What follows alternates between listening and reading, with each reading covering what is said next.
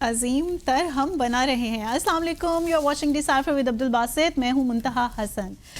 آج کے اپنے ڈیسائفر کے آغاز میں ہم وزیر اعظم نریندر مودی کا خطاب جو ہے اس کو دیکھیں گے کہ اس خطاب سے کیا توقعات تھیں اور انہوں نے اپنے خطاب میں کہا کیا کیا. مزید امریکہ کا BLA اور مجید بریگیڈ کو فورن ٹیررسٹ آرگنائزیشن قرار دینے کا فیصلہ اور اس پر بھارت کا کیا رسپانس آیا ہے, اس پر بات ہوگی آج کے اپنے ڈیسائفر ود عبدالباسط میں. آغاز کریں گے آج کے پروگرام کا. Welcome Basit Sahab. Thank you very much Muntaha. بسم اللہ الرحمن الرحیم. اور ڈیسائفر دیکھنے والوں کو السلام علیکم. پہلے تو آپ کو یوم آزادی مبارک ہو. آپ کو بھی, گزشتہ روز ہمارے تمام دیکھنے والوں کو بھی. ہاں, تو آپ کا جو ہے پروگرام کل ہوتا, گزشتہ روز ہوتا تو ہم فوکس کرتے. بالکل. تو آج پھر کیا سوالات ہیں, آپ کس سے شروع کر رہے ہیں؟ آج اس سے پہلے کہ آپ اپنا سوال مجھ پہ ڈالیں, سوال کریں, میں آپ سے یہ پوچھنا چاہتا ہوں کہ آپ کا جو ہے پسندیدہ ملی نغمہ کون سا ہے؟ اچھا, یہ آپ نے بہت مشکل سوال کیا ہے. اصل میں ایک جذبہ ہمارے اندر اتنا ہے نا, پیٹریوٹزم اتنا زیادہ ہے, ہم اتنے پیٹریوٹ ہیں کہ جو بھی ملی نغمہ دیکھتے ہیں, چاہے وہ آج کے دور کا ہو, چاہے وہ 1947 آنورڈز یعنی کچھ پرانے ملی نغموں سے ہو, جو بھی ہم سنتے ہیں خون اسی طرح جوش مارتا ہے. وہی ولولہ. کچھ نہ کچھ تو ایسے نغمے ہوتے ہیں جو لازوال ہوتے ہیں. Very hard to choose. Really? Yes, for me it's very hard. نہیں, مثال کے طور پر دیکھیے نا. اچھا, آپ کا پسندیدہ گلوکار کون ہے پاکستانی؟ ہم مجھے مشکل میں ڈال رہے ہیں. نہیں, یہ تو بڑا آسان سوال ہے. اگر آپ مجھ سے پوچھیں تو میں فوراً چلیں آپ بتائیں. میری پسندیدہ جو گلوکارہ ہیں وہ نیرہ نور تھیں, اللہ تعالیٰ ان کو غریق رحمت کرے. تو آپ کا پسندیدہ گلوکار کون سا ہے؟ مہدی حسن. مہدی حسن ہمارے بڑے فیورٹ ہیں. لیکن جہاں تک ملی نغموں کی بات ہے نا, پاکستان کا سب سے مقبول ترین ملی نغمہ کون سا ہے؟ چلے آپ کی پسند کی بات نہیں کرتے, لیکن آپ کے خیال میں سب سے مقبول ترین ملی نغمہ کون سا ہے؟ اب اس کو بھی میئر کرنے کے ڈھیر سارے پیمانے ہیں. نہیں, لیکن کچھ نہ کچھ آپ اپنا پیمانہ آپ نکال لیجئے نا. تو ہمارے ویئرز کی بھی مشکل آسان کریں, میری بھی, اور آپ بتا دیں. آپ کے خیال میں پاکستان کا مقبول ترین ملی نغمہ کون سا ہے؟ چلیے, اگر آپ نے نیرہ نور صاحبہ کا نام لیا ہے تو آئی تھنک انہی کے. نہیں, ان کا نہیں ہے, لیکن ان کے بھی بہت اچھے زبردست ملی نغمے ہیں جو بہت ہی پاپولر ہیں اور ابھی تک پاپولر ہیں.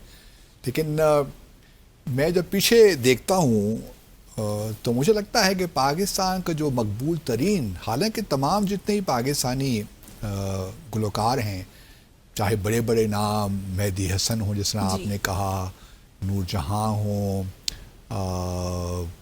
نیرہ نور ہوں, نسیم بیگم ہوں, احمد رشدی ہوں, مسعود رانا ہوں, حبیب علی محمد ہوں, اور بھی بہت جو میرے ذہن میں نہیں آ رہے, عالمگیر ہوں, محمد علی شیخی ہوں, بہت سے گلوکار ہیں, ذہن سے نکل بھی گئے ہیں.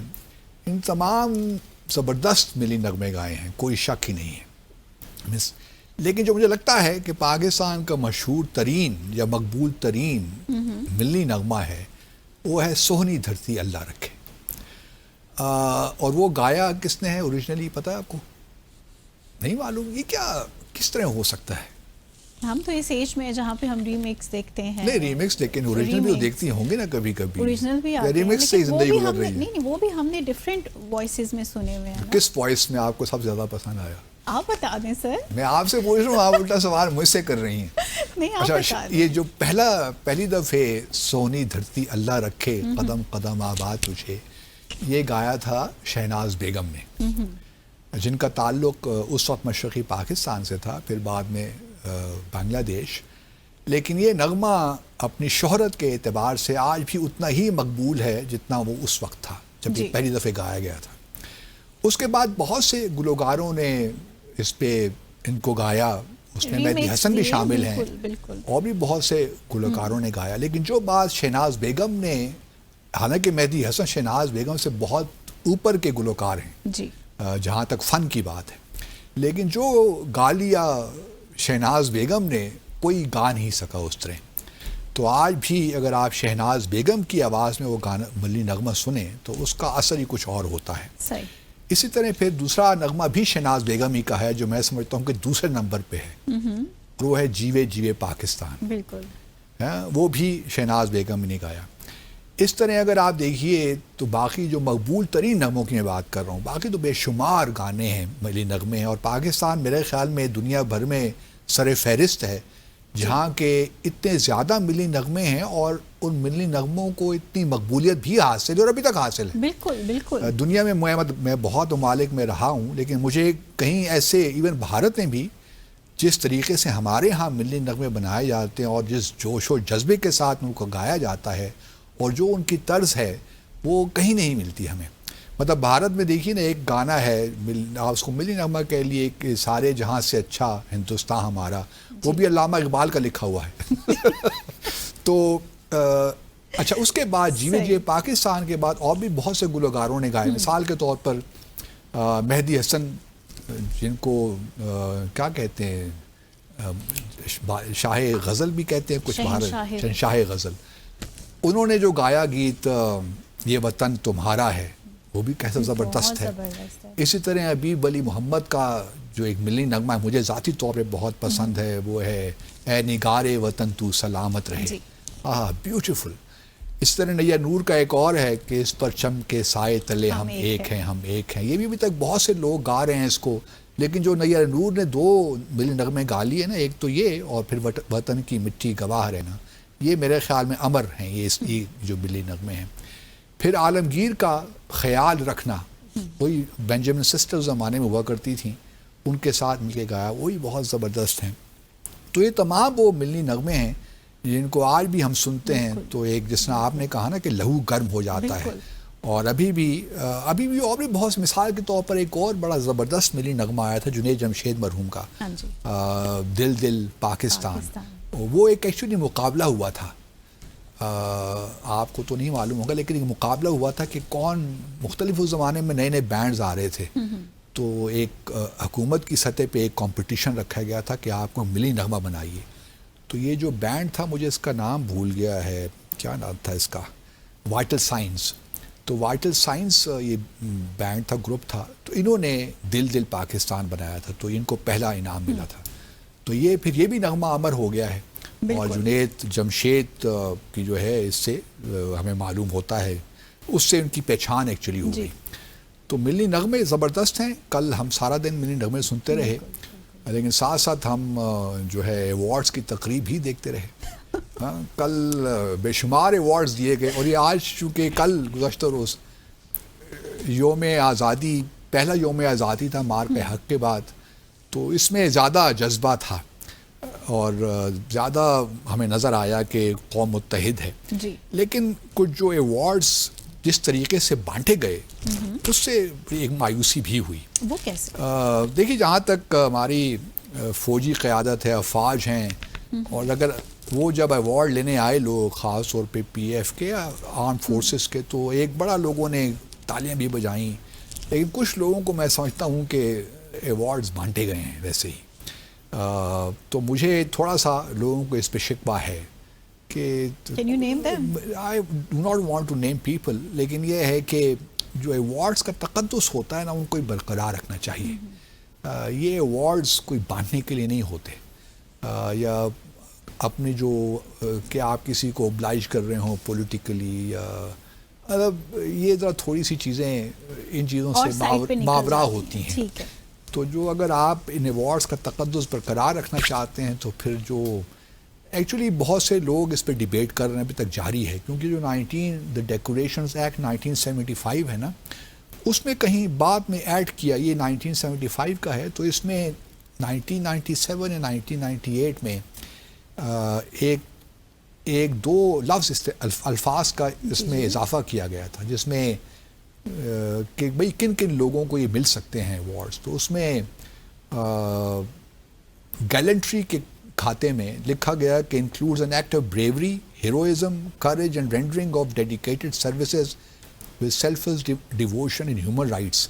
یہاں تک ختم ہو گیا تھا، بعد میں اس پہ ایڈ کر کے لکھا گیا اینڈ پبلک سروس. تو پبلک سروس میں اب بہت سے لوگوں کو ایوارڈز مل جاتے ہیں. اب بہرحال اس کے پیچھے بھی کوئی لاجک ہوگی، لیکن میں سمجھتا ہوں کہ اس میں کوئی بھی حکومت ہو، ایوارڈ دیتے وقت اور سلیکشن کرتے وقت تھوڑا سا احتیاط کرنی چاہیے. کہ لوگوں کو بھی معلوم ہو کہ جی ہاں کچھ سروسز جن کو ایوارڈ دیا جا رہا ہے واقعی انہوں نے کچھ کیا ہے. جی تو یہ ایک اعتماد کی بات ہے عوام کی. تو میرے خیال میں یہاں اپنا ہم آج سیگمنٹ ختم کرتے ہیں اور پھر آتے ہیں جو ہمارے فارن افیئرس کے ایشوز ہیں پہ بات کرتے ہیں. سو ہم بریک لے لیں یہاں پہ. So let's take a short commercial break hair.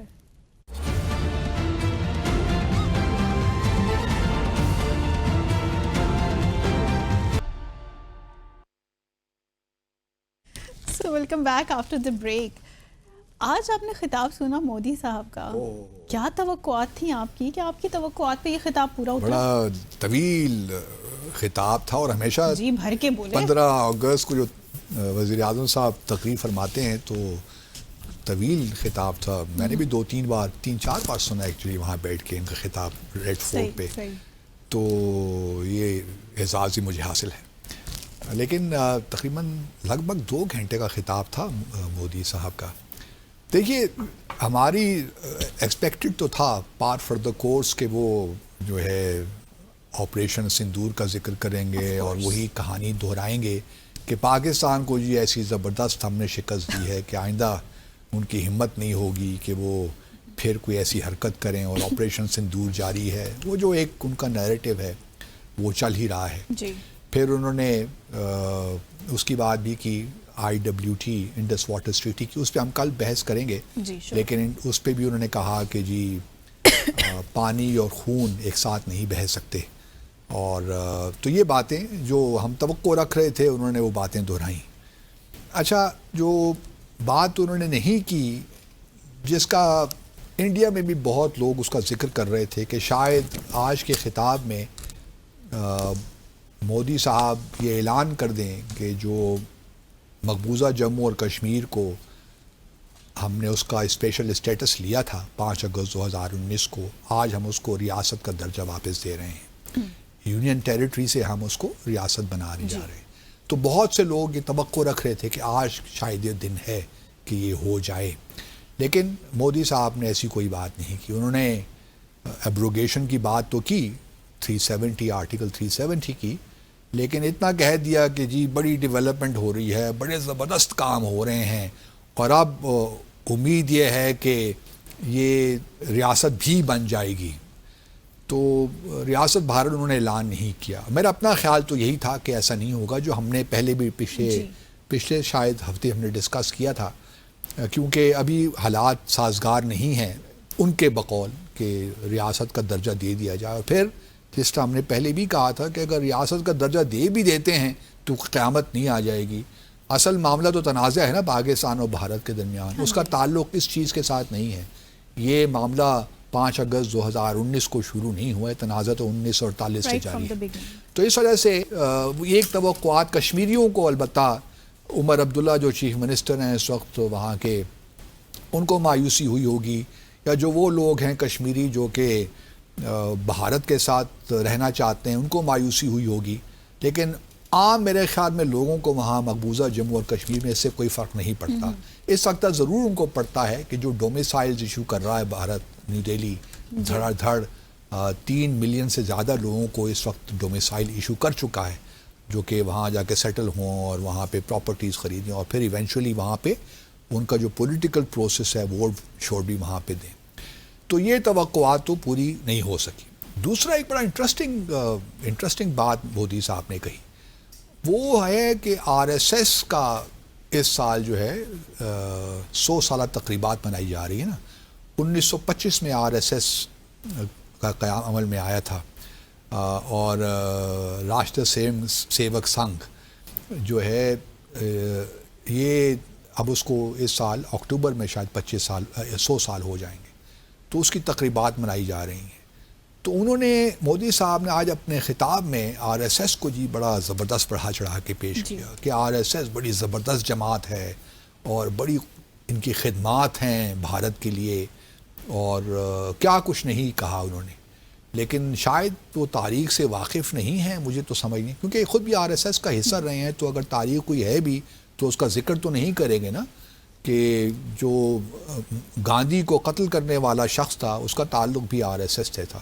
اور RSS کے جو لوگ تھے, ایون ڈاکٹر سوارکر جس سے ISS آر ایس ایس جس سے متاثر ہو کے بنائی گئی تھی ان کی فلاسفی سے، ہندوتوا سے، وہ تو بھارت انڈیپینڈنس کے خلاف تھے ایکچولی. جی.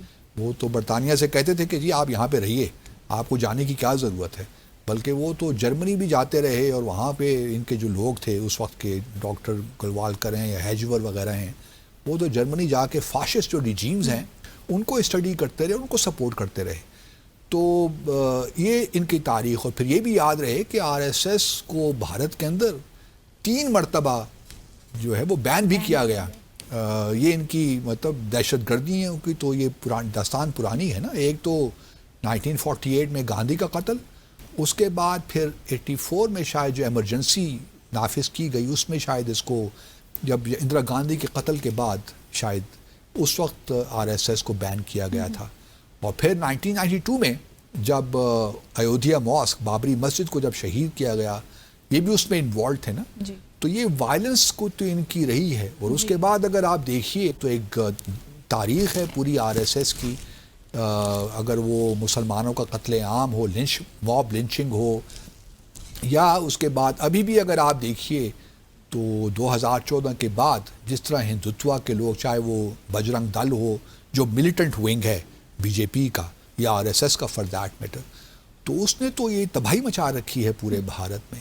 تو اس وجہ سے آر ایس ایس کو اس طرح پروموٹ کرنا ایک وزیر اعظم کا ریڈ فورٹ پہ، اور وہ بھی یوم آزادی کے موقع پہ، شاید زیب نہیں دیتا. اور آئی ایم شیور بھارت میں جو لوگ ہیں ان کی، پرائم منسٹر مودی کی اس بات کو انہوں نے انڈورس نہیں کیا ہوگا کہ یہ موقع نہیں تھا. کیونکہ دیکھیں یوم آزادی کا موقع ایک ہوتا ہے، نیشنل اوکیزن ہوتا ہے، جس میں آپ چاہتے ہیں کہ کوئی ایسی بات نہ کریں جو مزید ڈویژنز آپ میں پیدا کریں. اور آر ایس ایس تو ہے ہی ڈویژن کا نام. اس نے تو ہمیشہ ڈیوائسو پالیٹکس کی ہے کہ مسلمانوں، ہندوؤں کو الگ کر کے اور باقی مائنورٹیز کو الگ کر دے، خاص طور پہ مسلمانوں کو اور کرسچنس کو. کیونکہ یہ تو مانتے ہی نہیں ہے نا کہ یہ جو بھارت ہے اس میں کسی کو رہنے کی اجازت ہے جب تک کہ اپنے آپ کو وہ ہندو کلچرز کے ساتھ منسلک نہ کرے. مثال کے طور پر اگر مسلمان ہے بھارت کا تو اسے اپنے آپ کو ہندو مسلم کہنا پڑے گا، یا ہندو کرسچن کہنا پڑے گا. کیونکہ ان کے خیال میں مسلمانوں کی جو سیکرڈ ہولی لینڈ ہے بھارت نہیں ہے، وہ تو مکہ مدینہ ہے. لہٰذا ان کی جو لائلٹی ہے شک میں پڑ جاتی ہے. تو اسی طرح کرسچنس کا بھی یہی حال ہے. تو آر ایس ایس کی جو اتنی ایکسٹریمسٹ ایک آئیڈیالوجی ہے، اس کو، اس آرگنائزیشن کو، ٹھیک ہے وہ بہت بڑی آرگنائزیشن ہے، 6-7 ملین کے قریب اس کے ممبر ہیں، کلیم کیا جا سکتا ہے کہ دنیا کی سب سے بڑی سوشل آرگنائزیشن ہے. لیکن اس کا جو ماضی رہا ہے، جو اس کا بھارت کے اندر جو کردار رہا ہے، وہ تو بہت ہی نیگیٹو ہے. اور آج تک بھی اگر آپ دیکھیے تو آج بھی جو اپوزیشن ہے اور بڑے صحیح کوسچنز ریز کرتی ہے آر ایس ایس کے بارے میں. لیکن اب کیا کیا جائے کہ پرائم منسٹر مودی ذہنی طور پہ، بلکہ پوری بی جے پی اور سنگھ پریوار جو پورا ہے وہ آر ایس ایس سے ہی جنم، اسی کی بطن سے آیا ہے نا. تو اب اس کو تو وہ کرٹیسائز نہیں کر سکتی، کیونکہ پرائم منسٹر مودی یا B J P for that metre, کوئی بھی لیڈر ایک قدم نہیں چل سکتا آر ایس ایس کی انڈورسمنٹ کے بغیر. اور بلکہ پرائم منسٹر مودی تو شاید پہلے بی جے پی کے لیڈر ہیں یا پرائم منسٹر ہیں جو کہ ناگپور بھی گئے، جو کہ آر ایس ایس کا ہیڈ کوارٹرز ہے، وہاں وزٹ بھی کیا انہوں نے. تو اب اس سے یہ بات بڑی ظاہر ہوتی ہے کہ پرائم منسٹر مودی جو ہیں یا بی جے پی کی یہ سرکار جو ہے، اس سے ڈیل کرنا آسان کام نہیں ہوگا. کیونکہ یہ ایک آئیڈیالوجیکلی نا بہت ہائیڈ باؤنڈ قسم کی آرگنائزیشن ہے، بہت ہی کنزرویٹو ہیں اور بہت ہی ایکسٹریمسٹ ہیں اپنے ورلڈ ویو میں.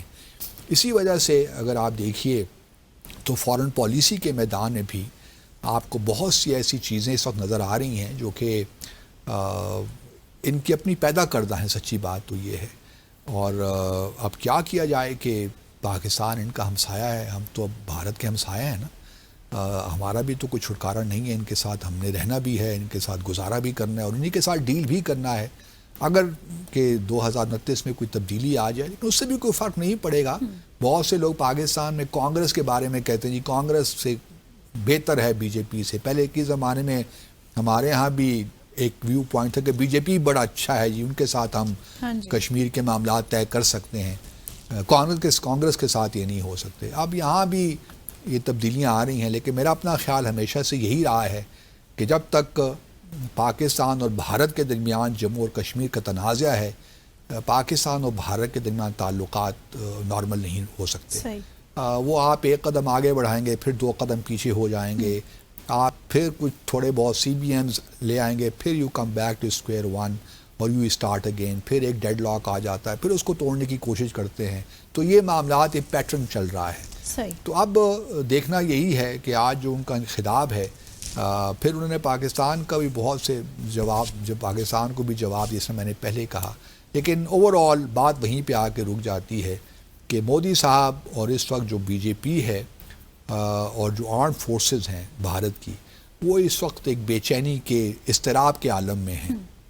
ان کو سمجھ نہیں آ رہی کہ اپنی جو ان کو ایک شکست ہوئی ہے مئی کے مہینے پاکستان کے ہاتھوں، اس کو کس طرح اپنی وکٹری میں تبدیل کریں. بالکل. تو وہ اب پھر بلکہ کل گزشتہ روز پریزیڈنٹ ٹرمپ نے ایک دفعہ پھر بھارت کو یاد دلایا ہے کہ انہوں نے سیز فائر کروایا ہے. وہ سنا نہ دیں کیا اوول آفس میں کیا کہا، سنائیے پروڈیوسر صاحب. I've solved 6 wars in the last 6 months. If you look at Pakistan and India, that was... تو یہ جو پریزیڈنٹ ٹرمپ بار بار ان کو کہہ رہے ہیں، ان کو تو 7 طیارے کہہ دیے ہیں، 6 اور 7. تو ہم تو ابھی تک 5-6 ہی سمجھ رہے تھے، لیکن اب آہستہ تعداد بڑھ رہی ہے. تو بھارت پریزیڈنٹ ٹرمپ نے پھر یاد دلایا ہے، اور یہ کل سے بھارت کا میڈیا اس پہ پھر نالاں ہیں پریزیڈنٹ ٹرمپ سے کہ، اور وہ بھی مطلب جو ہے پاکستان کے یوم آزادی کے موقع پہ انہوں نے کل گزشتہ روز یہ بات اوول آفس سے کہہ دی. اب پریزیڈنٹ ٹرمپ آج ان کی ملاقات ہونے جا رہی ہے صدر پوٹن کے ساتھ، تو وہ ہم انشاءاللہ کل ڈسکس کریں گے کہ اس کا کیا نتیجہ نکلتا ہے. تو پھر بات کرتے ہیں آگے. یہاں لیں گے مختصر سا وقفہ، پھر کے بعد شامل کریں گے دیگر اہم موضوعات.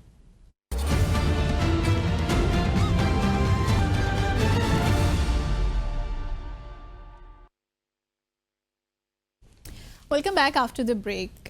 بڑا اہم اقدام اٹھایا ہے جناب امریکہ نے، اور بی ایل اے اور مجید بریگیڈ کو دہشت گرد تنظیم قرار دے دیا ہے. اس کا کیا امپیکٹ ہونے جا رہا ہے اگر میں پورے خطے کی بات کروں، پاکستان کی بات کروں، پرٹیکولرلی بھارت کے بھی ریفرنس سے؟ دیکھیے، جہاں تک بلوچ لبریشن آرمی ہے، یا اس کا جو پھر بعد میں اس کو مجید بریگیڈ بھی کہہ دیا، تو اس سے پہلے بھی بلوچستان لبریشن آرمی کو تو امریکہ نے اسپیشلی ڈیزگنیٹڈ ٹیررسٹ آرگنائزیشن قرار دیا ہوا تھا، لیکن اب فورن ٹیررسٹ آرگنائزیشن قرار دے دیا اس کو، اور وہ مجید بریگیڈ کو بھی شامل کر دیا ہے. تو میں سمجھتا ہوں کہ ایک اہم ڈیولپمنٹ ہے. ایک تو دیکھیے، کم از کم یہ ضرور ہوا کہ پاکستان کی جو ہماری ایک بڑے عرصے سے ایک ہمارا کنسرن تھا کہ بھارت بلوچستان کو کمزور کرنا چاہتا ہے، پاکستان میں بھی ایک ویو پوائنٹ یہ تھا کہ بلوچستان میں جو اسٹیبلٹی ہے اس کے بارے میں امریکہ اور بھارت ایک ہی پیش میں ہیں.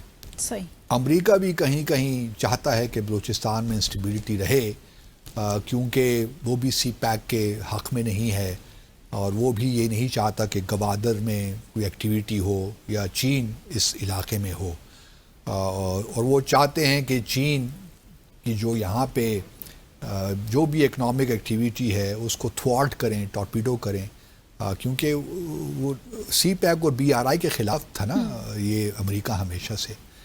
تو ہمارا یہاں پہ بھی ہمارے کچھ لوگوں کا خیال تھا، ہم جیسے لوگوں کا، کہ امریکہ اور بھارت کے چونکہ اسٹریٹجک انٹرسٹ یہاں ملتے ہیں، امریکہ چائنا کو ایک لانگ ٹرم اپنا حریف سمجھتا ہے، اس لیے اس کی اسٹریٹجک پارٹنرشپ جو ہے بھارت کے ساتھ آگے چل رہی ہے. اسی لیے ہم دیکھ رہے تھے کوآڈ آیا جس میں ایک اسٹریٹجک پارٹنرشپ آگے چل رہی تھی. اب بھارت کا انٹرسٹ یہی ہے کہ اس کا انٹرسٹ سرو کس سے ہوتے ہیں، اس کے انٹرسٹ اسی سے سرو ہوتے ہیں کہ بھارت جو ہے یا امریکہ جو ہے وہ چین کو ہی اپنا حریف سمجھے. اگر ان کے درمیان ٹینشن رہے گی تو بھارت کے تو وارے نیارے ہو جاتے ہیں نا. پھر امریکہ کو ان ٹینشنز کو یا چین کو کاؤنٹر کرنے کے لیے کسی ملک کی تو یہاں ضرورت ہے نا. تو بھارت سے، کیونکہ بھارت کے بارڈر ڈسپیوٹس چل رہے ہیں چین کے ساتھ، تو وہ ایک آٹومیٹک نیچرل ایک پارٹنر بن سکتا ہے امریکہ کا. لیکن اس سے کم از کم یہ واضح ہو گیا ہے کہ امریکہ شاید اب بھارت کی، یا خاص ٹرمپ ایڈمنسٹریشن خاص طور پہ، وہ بھارت کی اب اس بات پہ نہیں آ رہی. اور بھارت جو ماضی میں بلوچستان کو ڈی اسٹیبلائز کرتا رہا ہے، چاہے وہ یہ اس قسم کی ٹیررسٹ آرگنائزیشنز ہوں، BLA یا BRA یا پھر TTP for that matter. Kulbhushan Jadhav کو بھی ہم نے یہیں سے پکڑا تھا نا، بلوچستان سے 2 مارچ 2016 کو.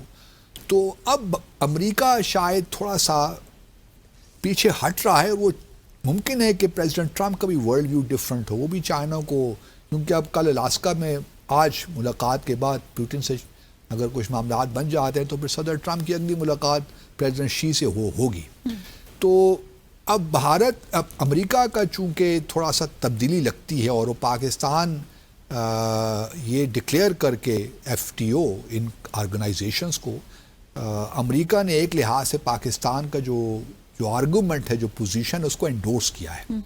اور شاید اس بات سے بھی ایگری کیا ہے کہ اگر امریکہ بھی انویسٹ کرنے آ رہا ہے یہاں پہ، چاہے وہ ریئر ارتھس ہوں یا انرجی کے کچھ پروجیکٹس ہوں، تو پھر آبویسلی اس خطے میں امن چاہیے. اور چونکہ یہ جو اس قسم کی چھوٹی موٹی آرگنائزیشنز ہیں بلوچستان کے کانٹیکس میں، وہ ان کو اب یہ اس کے علاوہ کوئی اور طریقہ کار نہیں ہے کہ ہم ان کو ہینڈل کریں اور سختی کے ساتھ ہینڈل کریں. جی بالکل. اب بھارت کا دیکھیے نا، بھارت کیوں ایکسپوز ہو گیا اس سے. ایک تو دیکھیے، میں خود اس بات کا وٹنس، اس چیز کا وٹنس ہوں کہ 15 اگست 2016 کو کلبھوشن جادیو کی اریسٹ کے بعد پہلی مرتبہ کسی بھی پرائم منسٹر نے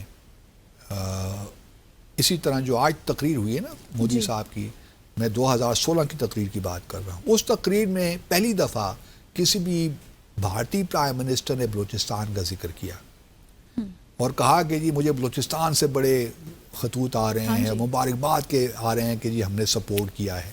اور اس سے پہلے یہ بھی یاد رہے کہ اجیت ڈوول جو اس وقت نیشنل سیکیورٹی ایڈوائزر ہیں بھارت کے، انہوں نے اپنی ایک یونیورسٹی کی تقریر 2014 میں، فروری 2014 میں، یہ BJP کی حکومت کے آنے سے پہلے کی بات ہے، کہ ہم بلوچستان کو نہیں چھوڑیں گے.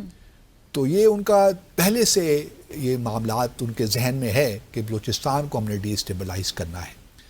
اور پھر یہ بھی دیکھیے، بڑی انٹرسٹنگ بات ہے، 2 چیزیں بڑی انٹرسٹنگ ہیں. ایک تو بہت سے بلوچ، یہ جو لیڈرز اپنے آپ کو کہتے ہیں نا، یا تو یورپ میں رہتے ہیں، ان کا مستقل آنا جانا ہے دہلی میں. میں خود جانتا ہوں کہ کون سے لوگ جو یہ سو کال سردار ہیں، یا جو اپنے آپ کو کہتے ہیں کہ ہم ریپریزنٹ کرتے ہیں بلوچستان کی ایسپریشنز کو، یہ کس طرح وہاں وزٹ کرتے ہیں، نیو دہلی آتے ہیں، کن کن علاقوں میں کہاں رہتے ہیں، کہاں ان کی رہائشیں ہیں، کہاں ان کو رکھا جاتا ہے، ہم سب جانتے ہیں ان چیزوں کو. اور یہ ریگولرلی ابھی تک ہو رہا ہے. ان کو باقاعدہ ان کی اسٹائپنڈز لگے ہوئے ہیں، ان کو پیسے دیے جاتے ہیں ہر مہینے، اور ان کو بتایا جاتا ہے کہ آپ نے کس طرح کام کرنا ہے اور کیا نیریٹو آپ نے رکھنا ہے. پھر دوسرا معاملہ یہ بھی دیکھیے کہ بلوچستان میں کوئی بھی دہشت گردی کا واقعہ ہوتا ہے، ایون جعفر ایکسپریس ٹرین کا واقعہ بھی ہوا تھا نا، بھارت کی جانے سے کوئی مذمت نہیں ہوتی، کوئی بھی مذمت نہیں ہوتی، کیونکہ وہ ان کو سپورٹ کر رہے ہیں. تو یہ بالکل واضح ہے بھارت کی جانب سے کہ ہم نے بلوچستان کو اسی طرح ہی رکھنا ہے. لیکن اب امریکہ کے بڑے واضح اقدام کے بعد بھارت کو تھوڑی بہت پریشانی تو لاحق ہوگی، کیونکہ جس دن سے مجید بریگیڈ کو اور BLA کو امریکہ نے FTO قرار دیا ہے نا، اس دن سے اگر آپ بھارت کا میڈیا دیکھیے تو وہاں ایک پریشانی کا عالم ہے کہ یہ امریکہ نے کس طرح کر دیا. اور بار بار وہ بلوچستان کے اور جو چھوٹے موٹے کردار ہیں ان کو لا کر اپنے ٹیلی ویژن اسکرین میں ان سے بحث و مباحثہ کروا رہے ہیں، پاکستان کے خلاف دشنام درازی کروا رہے ہیں، اور یہ بتانے کی کوشش کر رہے ہیں کہ جی بلوچستان میں تو حالات بہت ہی خراب ہیں، اور آج نہیں تو کل خاکم بدہن بلوچستان الگ ہونے والا ہے پاکستان. یہ ہم مطلب، اور ہم یہ بھی نہیں کہہ رہے منتہا کہ صورتحال بڑی اچھی ہے، سب کچھ اچھا ہے. یقیناً پرابلمز ہیں، اور ان پرابلمس کو ہم اپنے طور پہ حل بھی کر رہے ہیں. بالکل. سوشیو اکنامک ڈیولپمنٹ کے ایشوز ہیں جو کہ صرف بلوچستان تک محدود نہیں ہیں، بلکہ آپ اندرون سندھ چلی جائیں، ساؤتھ پنجاب چلی جائیں، وہ پرابلمز آپ کو وہاں بھی نظر آئیں گے، ایون کے پی کے بھی علاقوں میں آپ کو نظر آئیں گے. تو یہ بات نہیں ہے. اور پھر ایون بھارت میں بھی دیکھیے نا، ہر شہر تو ممبئی نہیں ہے نا، یہ ہر شہر احمد آباد بھی نہیں ہے یا نیو دہلی بھی نہیں ہے. وہاں اگر آپ نارتھ ایسٹرن میں چلے جائیں، گوہاٹی جانے کا مجھے اتفاق ہوا، حالات اس قدر برے ہیں اس شہر کے. اس طرح منی پور آپ چلے جاؤ، امفال وغیرہ کے علاقوں میں، تو وہاں اتنی غربت، اتنی انڈر ڈیولپمنٹ کوئی حد نہیں. اس لیے وہاں پہ ایک انریسٹ سی ہے نا. نارتھ ایسٹرن اسٹیٹس میں کیوں انسرجنسیز ہیں؟ اسی وجہ سے ہیں کہ وہاں پہ ہیں.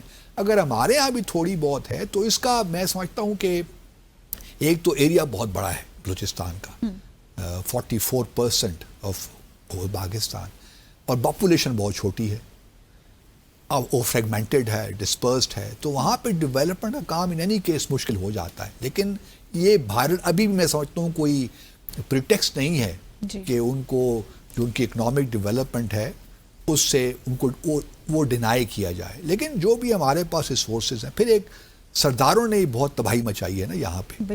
انہوں نے اپنی سرداری کو، اسٹیٹس کو برقرار رکھنے کے لیے ڈینائی کیا ہے. جو اکنامک ڈیولپمنٹ ٹرکل ڈاؤن ہونی چاہیے تھی وہ نہیں ہوئی.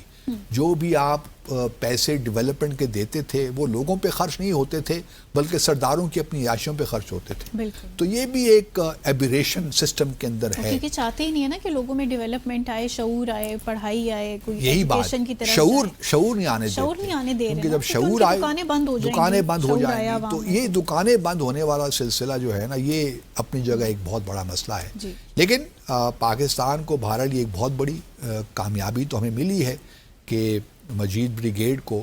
اب دیکھنا یہ ہے کہ بھارت آفیشلی تو چلیے وہ کچھ ایسی پوزیشن لے لیں گے، لیکن میں دیکھ رہا ہوں کہ بھارت کا میڈیا، اور بھارت کا میڈیا کو فیڈ کون کرتا ہے؟ حکومت ہی کرتی ہے نا، کیونکہ گودی میڈیا اسے کہتے ہیں. تو یہ جو ہے وہی دن رات وہی راگ الاپتے ہیں جو ان کو انسٹرکشن ملتی ہیں اپنی سرکار سے. تو ایک تو یہ بڑا ایک. اب ہمیں تھوڑا سا دیکھنا یہ بھی چاہیے، یہ پہلے بھی ہم ڈسکس کر چکے ہیں کہ کمانڈر کلبھوشن جادیو کے مسئلے کو ہم نے کس طرح ختم کرنا ہے. مطلب کچھ لوگوں کا خیال ہے کہ بھئی جلدی اس معاملے کو ختم کیجئے، کیوں لٹکایا ہوا ہے، جو بھی ریویو شیویو کرنا آئی سی جے کے مطابق اس کو کر کے ختم کیجئے، پھانسی پہ لٹکائیے اس کو، تاکہ دودھ کا دودھ پانی کا پانی ہو جائے، کوئی شک ہی نہ رہے کہ جی اس نے. لیکن کچھ لوگوں کا خیال ہے نہیں، اس کو استعمال کریں، رکھیں، جب تک رکھا ہوا ہے تھوڑا سا بھارت پریشر ہی بلڈ ہوتا رہے گا. تو مختلف آراء ہیں اس معاملے میں، لیکن یہ ایک سیریس ایشو ہے جس کو ہم نے ہینڈل کرنا ہے. باقی دیکھیے اب آگے جو ہے اگلے یہ مہینہ کافی امپورٹنٹ ہے. بھارت ایک تو یہ بتاتے چلیں کہ پاکستان کے جو وزیر خارجہ ہیں وہ بنگلہ دیش کا دورہ کریں گے 23 اگست کو. تو آپ کی اور میری جو دلی خواہش تھی وہ پوری ہونے والی ہے. یہ دورہ تو ہونا تھا 27 اپریل کو اگر آپ کو یاد ہو، لیکن وہ پھر 22 اپریل کو پہلگام کا واقعہ ہوگا، ایک خاص صورتحال ڈیولپ ہو گئی، تو پھر ان کو پوسٹ پون کرنا پڑا. اب یہ معاملات 23 24 کو یہ وزٹ ہوگا، تو مجھے اس سے بڑی امیدیں وابستہ ہیں کہ ہمارے جو تعلقات ہیں اس میں مزید جان پیدا ہوگی. پھر دوسری جانب SCO کی کانفرنس بھی ہونے جا رہی ہے، وہ بھی بڑی امپورٹنٹ ہے. اور پھر ایک اور بڑی امپورٹنٹ ڈیولپمنٹ ہوئی ہے 2 دن پہلے، پاکستان اور امریکہ کے درمیان جو کانٹر ٹیررزم ڈائلاگ ہے نا، وہ بھی ہوا، اس کا ایک نیکسٹ راؤنڈ ہوا. وہ بھی ایک بڑی ہمت افزا بات ہے ان دا سینس کہ پاکستان اور امریکہ اب جہاں کوشش کر رہے ہیں، جہاں مجید بریگیڈ کو انہوں نے FTO قرار دیا، وہاں ایک کوآپریشن بھی ہے. کس طرح؟ کیونکہ ٹیررزم کو کاؤنٹر کرنے کی مختلف ڈائمنشنز ہیں نا، اس میں بہت سی چیزیں درکار ہوتی ہیں، کیپیسٹی بلڈنگ پاکستان کی، انٹیلیجنس شیئرنگ، اور بہت سی چیزیں ہیں. اور بھارت جو امریکہ جو ہمارا اعتراف کرتا ہے کہ Pakistan is phenomenal partner in countering terrorism, تو اس کی وجہ یہی ہے کہ ہم نے جو بھی انٹیلیجنس ہمیں باہر امریکہ سے ملی، ہم نے اس پہ عمل کرتے ہوئے بہت سے لوگوں کو یہاں پہ حراست میں لیا، اور پھر کچھ کو تو ہم نے امریکہ کے حوالے بھی کر دیا، جو وہاں پہ جن کے وارنٹس وغیرہ نکلے ہوئے تھے، اور کچھ ہم نے یہاں پہ ان پہ مقدمہ وغیرہ چلایا. تو ایک میں سمجھتا ہوں کہ پاکستان اور امریکہ کے درمیان، جس طرح میں نے پہلے کہا، بھارت کی تو یہ خواہش ہے کہ کسی طور امریکہ اور پاکستان کے درمیان پرابلمس کریٹ ہوں، لیکن یہ بات ہمارے ذہنوں میں رہے کہ ایونچولی پریزیڈنٹ ٹرمپ کا تو دور ختم ہو جائے گا نا، ساری عمر تو انہوں نے پریزیڈنٹ نہیں رہنا. تو بھارت کا ابھی تک یہی خیال ہے کہ وہ پریزیڈنٹ ٹرمپ کے دور میں اتنی زیادہ توقعات ان کو نہیں ہیں. لیکن یہ بتاتا چلوں میں اپنے ناظرین کو کہ اس ماہ کے آخر میں کچھ ملٹری ایکسرسائزز ہو رہی ہیں بھارت اور امریکہ کے درمیان. تو اس کا مطلب یہ ہے کہ کچھ ابھی چیزیں ابھی تھوڑی سی ابہام کا شکار ہیں، اس طرح کلیئرٹی نہیں آئی جس طرح آنی چاہیے، لیکن اگلے 2-3 مہینوں میں چیزیں واضح ہو جائیں گی، کلیئرٹی بھی آ جائے گی، دیکھ لیں گے کہ سچویشن کس طرف جاتی ہے. سو بہت دلچسپ جو بحث تھی باسط صاحب سے جاری تھا اس کا سلسلہ، لیکن ہمارے پروگرام کا آج کا وقت یہاں پہ اب ختم ہو گیا ہے. اپنے ناظرین سے لیں گے اجازت. اللہ حافظ.